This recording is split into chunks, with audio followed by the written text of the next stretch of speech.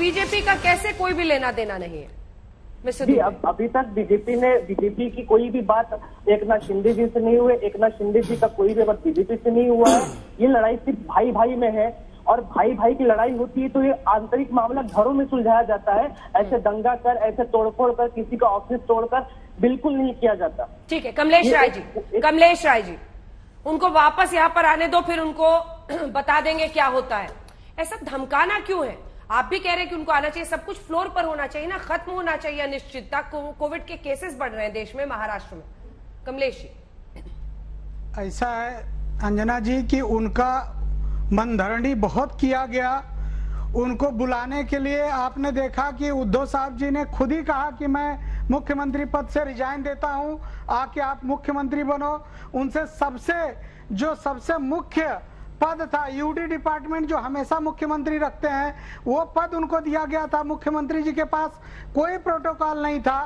उसके बावजूद आज जो जिस तरह की घटनाएं दिख रही हैं, लोग कर रहे हैं तोड़ फोड़ कर रहे हैं, कोई तोड़ फोड़ नहीं कर रहा है। जिन शिव सैनिकों ने खून पसीना गिरा के ये सारे एमएलए को चुन के देने के लिए अपने घर की रोटी खा के पूरा दिन प्रचार प्रसार करके इनको वोटिंग करा के जिता के विधानसभा में भेजे, आज ये गए हैं सूरत में रोटी खाने, गुवाहाटी में पिकनिक मनाने, और 3-3 लेयर आप देख रही है सिक्योरिटी का लेके। किसके आशीर्वाद से? और उनको कोई बात करना था बंद कमरे में, यही बोलते थे माननीय मुख्यमंत्री जी, तो पहले दिन से बोल रहे हैं। और वो कितने सीधे हैं, कैसा काम करने का तरीका है, आपसे ज्यादा उनको कोई नहीं जानता। आप एक नेशनल चैनल की बहुत बड़ी पत्रकार हैं, आपको पता है उस चीज के बारे में। लेकिन आज जिस तरीके से शिवसेना पार्टी को किसी के इशारे पे खत्म करने की सोची है और जो ताकत लगा रहे हैं, उसके खिलाफ सारे शिव सैनिक रोड पे हैं, सारे शिव सैनिक मन से दुखी हैं, और सारे शिव सैनिक उद्धव साहब ठाकरे के परिवार के साथ हैं। वो एक भी इधर उधर नहीं होंगे। मैं आपको बताया कि अगर आदित्य बंधु शिवसेना के मुंह पर कालिख पोतने वाले कोई और व्यक्ति नहीं है। इतने इमोशनल पिचेस किए उद्धव जी ने, फिर भी विधायक नहीं आए ना। रागी जी, छोटा सा जवाब। देखिए शिवसेना को पलीता लगाया तो किसने लगाया? शरद पवार ने लगाया, जिसकी गोद में आज जाकर के उद्धव ठाकरे बैठे हुए हैं। तो थ्योरी समझ नहीं नहीं, आपको समझ में नहीं आएगी। आज देखिए ना, रावण अंतिम बार युद्ध में अपने पूरे परिवार को लुटाने के बाद ही गया था, सबको मरवा कर गया। शिवसेना की विचारधारा और सत्ता दोनों खत्म करवा करके पिता पुत्र जो हैं अभी भी गद्दी से चिपके हुए हैं। न इनके पास विचार है, न इनके पास संस्कार बच गया है। इसके बावजूद भी ये कह रहे हैं कि हम शिव सैनिक हैं। अरे कौन सा शिव सैनिक भाई? वो लोग शिव सैनिक नहीं है क्या जिन्होंने अपनी पूरी जिंदगी खपा दी? वो क्या उद्धव ठाकरे और उनके बेटे को राजनेता बनाने के लिए क्या वो शिव सैनिक अपनी जान की बाजी लगा कर गए थे? जवाब सुनिए विद्या जी।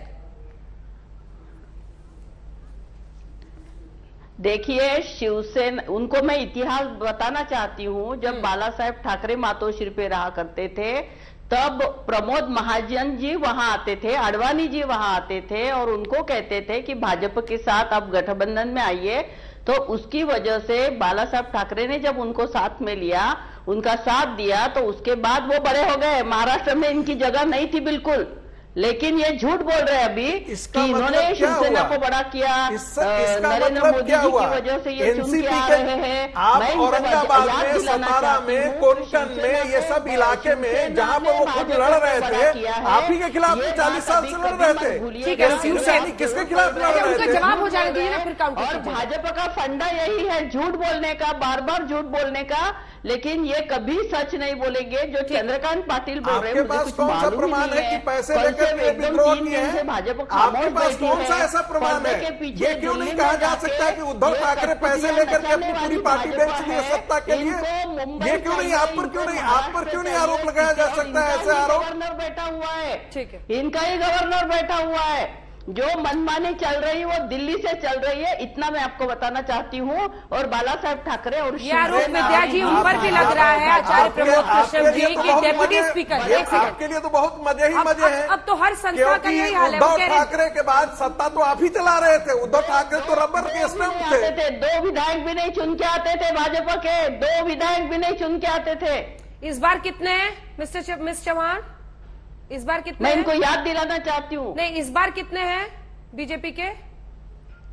किसके कितने हैं? बीजेपी के। किसके? भाजपा के? हाँ, अभी का नहीं बोल रही हूँ, इतिहास याद दिला रही हूँ। जो बड़े हुए हैं ना शिवसेना की वजह से, अच्छा, शिवसेना की वजह से नरेंद्र मोदी का पोस्टर चिपका करके आप इलेक्शन में जाते हैं। नरेंद्र मोदी जी का पोस्टर चिपका के आप इलेक्शन में जाते हैं। एक सेकंड, शिवसेना की वजह से बीजेपी के 106 नरेंद्र है। मोदी तो अब भी आए 7 साल पहले, पहला क्या था?